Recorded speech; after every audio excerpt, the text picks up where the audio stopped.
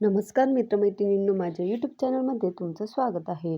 तुम्ही कधी ऐकलंय का? काही लोक चांदीचा चमचा घेऊन जन्माला येतात. याचा अर्थ काय? जन्मापासून त्यांना धन, संपत्ती, ऐश्वर्य आणि सर्व सुख मिळतात. पण हे नेमकं कशामुळे घडतं? फक्त नशीब की यामागे काही आध्यात्मिक आणि ज्योतिषशास्त्रीय रहस्य आहेत?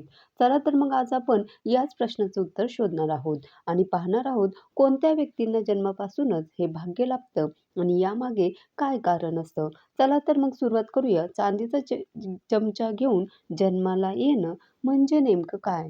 तर चांदीचा चमचा घेऊन जन्माला येणं ही एक लोकप्रिय म्हण आहे. याचा अर्थ असा आहे की ज्या व्यक्तीला जन्मापासूनच सर्व सुखसोयी, धनसंपत्ती आणि ऐश्वर्य मिळतं, त्याला कोणतीही आर्थिक चिंता नसते. अशा व्यक्तींना जन्म घेताच फार संघर्ष करावा लागत नाही. पण खरंच असं काही असतं का? की काही लोक जन्मापासूनच इतके भाग्यवान असतात? होय, आपल्या शास्त्रामध्ये आणि ज्योतिषशास्त्रात याबद्दल अनेक गोष्टी सांगितल्या आहे. जसं पूर्वजन्माची पुण्याई किंवा कर्मफळ. आपल्या हिंदू धर्मात कर्मफळ आणि पुनर्जन्मावर खूप विश्वास ठेवला जातो. असं मानलं जातं की आपण या जन्मात जे काही अनुभवतो ते आपल्या पूर्वजन्मातील कर्माचं फळ असतं. ज्या व्यक्तींनी त्यांच्या मागील जन्मात खूप चांगली कर्म केली असतील, त्यांना किंवा दानधर्म केला असेल, इतरांना मदत केली असेल, तेच या जन्मात धनवान आणि सुखी कुटुंबात जन्माला येतात आणि त्यांची पुण्याई इतकी मोठी असते की त्यांना जन्मापासूनच समृद्धीचा वारसा मिळतो. हीच लोकं खऱ्या अर्थानं चांदीचा चमचा घेऊन जन्माला येतात असं म्हणतात. शिवाय ज्योतिषशास्त्रानुसार आपल्या कुंडलीतील काही विशिष्ट ग्रहस्थिती आणि योग आल्यावर व्यक्तीला जन्मापासूनच धनवान होण्याचं भाग्य मिळतं. जसं जर कुंडलीत गुरु आणि शुक्र हे ग्रह शुभ स्थितीत असतील, तर त्या व्यक्तीला ऐश्वर्य आणि धन देतात. हे दोन्ही ग्रह धन आणि समृद्धीचे कारक मानले जातात. कुंडलीतील दुसऱ्या आणि 11व्या स्थानाला धनस्थान मानलं जातं.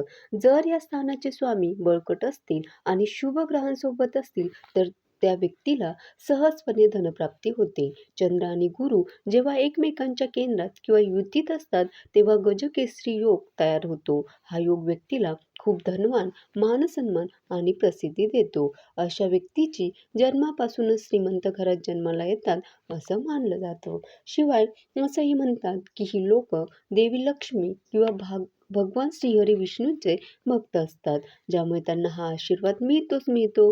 आता त्यांच्या जन्माच्या वेळी लक्ष्मी योग सुद्धा जुळून येऊ शकतो. कुंडलीत 9व्या स्थानाचा स्वामी आणि केंद्रस्थानी असलेला शुक्र ग्रह त्यांच्या सहयोगातून लक्ष्मी योग तयार होतो. चंद्र आणि मंगळ यांच्या युतीने हे लक्ष्मी योग जुळून येऊ शकतात आणि हा लक्ष्मी योग असेल तर त्या व्यक्तींना लक्ष्मीची विशेष कृपा लाभते असंही सांगितलं जातं. काही वेळा सूर्य आणि बुधाची युती देखील आर्थिक समृद्धीसाठी शुभ मानली जाते. विशेषतः जर ते शुभ स्थानामध्ये असेल, तर आता केवळ ज्योतिष्य आणि कर्मच नाही, तर काही वेळा देवांची विशेष कृपा देखील काही लोकांना जन्मापासूनच समृद्धी देऊ शकते. ज्या कुटुंबावर देवी लक्ष्मीची कृपा दृष्टी असते, त्या घरात धनधान्याची कमतरता कधीच नसते.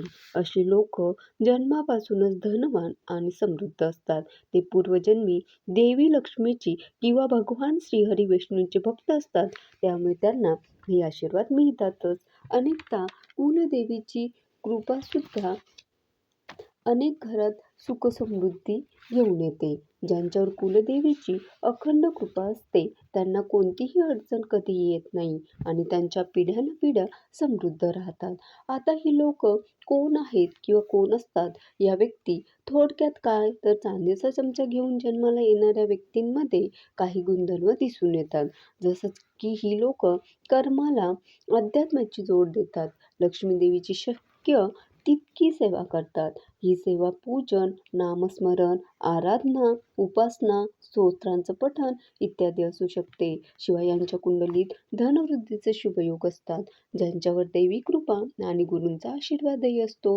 अनेकदा अशा कुटुंबामध्ये सकारात्मकता आणि दानधर्माची परंपरा असते, जी पिढ्यानपिढ्या ते टिकवून ठेवतात. तर मंडळी, हे खरं आहे की भौतिक समृद्धीमुळे जीवन सोपं होतं, पण खरी समृद्धी ती असते जी आत्मिक आणि आध्यात्मिक असते. फक्त पैशांनी भरलेला खिसा म्हणजे चांदीचा चमचा नव्हे, तर समाधानी मन, चांगले विचार आणि इतरांबद्दल आदर हे देखील आपल्या जीवनातील अमूल्य संपत्ती आहे. म्हणूनच ज्यांना जन्मापासून धनसंपत्ती मिळाली आहे, त्यांनी ती जबाबदारीनं वापरणं, दानधर्म करणं आणि इतरांना मदत करणं हे महत्त्वाचं आहे. तुम्ही म्हणाल, ज्यांना हे भाग्य मिळालं नाही त्यांनी काय करावं? तर मंडळी, निराश होण्याची गरज नाही. चांगले कर्म करून, प्रामाणिकपणे कष्ट करून आणि दानधर्म करून आपणही आपले नशीब बदलू शकतो. नेहमी सकारात्मक राहा, कामात कष्ट आणि प्रामाणिकपणा ठेवा.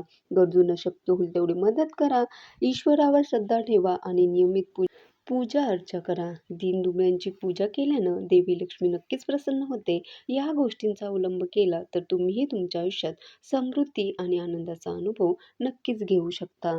धन्यवाद.